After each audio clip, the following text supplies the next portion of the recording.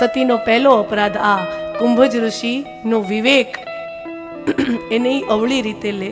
બીજો અપરાધ, સતી કથામાં બેઠા પણ છતાંય કથા સાંભળીને, આ કથામાંનો અપરાધ છે.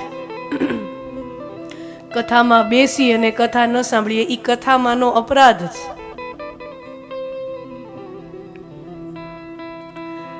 ત્રીજું,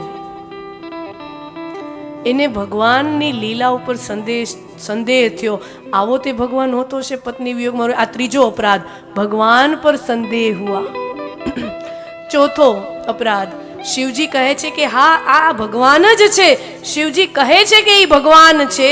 શિવજી ગુરુપદ ઉપર બેસીને એમ કહે છે કે આ ભગવાન છે, અને ગુરુના વચન ઉપર એને વિશ્વાસ નથી. આ સતીનો ચોથો અપરાધ.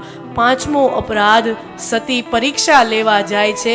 આ સતીનો પાંચમો અપરાધ. પરીક્ષા લઈને આવી પછી ભગવાન સામે ખોટું બોલે છે કે ના, હું તો દર્શન કરવા ગઈ હતી. આ સતીનો છઠ્ઠો અપરાધ. અને સતીનો સાતમો અપરાધ, મહાદેવે ના પાડી હતી અને છતાંય સતી દક્ષ પ્રજાપતિના યજ્ઞમાં ઉપસ્થિત રહે છે.